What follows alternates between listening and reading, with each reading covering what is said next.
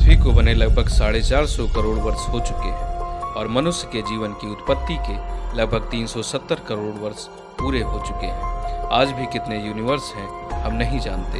एक यूनिवर्स की अनंत गैलेक्सी में से एक गैलेक्सी मिल्की वे गैलेक्सी के एक तारे सूर्य को लेकर तथा ब्रह्मांड और सौरमंडल की परतों को खोलने के क्रम में कई वैज्ञानिकों ने अपने अलग अलग मत दिए कि आखिर कैसे हुआ इन 9 ग्रहों का निर्माण। वैज्ञानिक कांट और लाप्लाक्स का एक तारा सिद्धांत। वैज्ञानिक कांट ने ग्रहों के निर्माण के लिए गैसीय सिद्धांत दिया।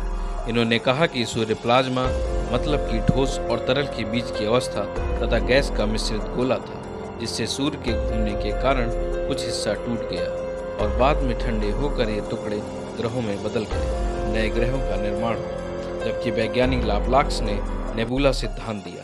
इन्होंने बताया कि सूर्य के बाहर का भाग ठंडा था और अंदर का भाग गर्म था, जिसके कारण यही बाहरी भाग टूटकर 9 ग्रहों में बदल गया। वैज्ञानिक चैम्बरलिन का द्वितारा सिद्धांत।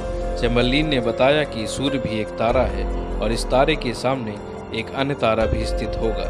एक तारे ने दूसरे तारे को अपनी ओर आकर्षित किया होगा, जिस कारण तारे का कुछ अंश टूट गया होगा और ग्रहों का निर्माण हो गया होगा। वैज्ञानिक लिल्टन का 2 तारा सिद्धांत। वैज्ञानिक लिल्टन ने बताया कि सूर्य के अलावा 2 तारे और थे। ये दोनों तारे एक दूसरे के सामने थे।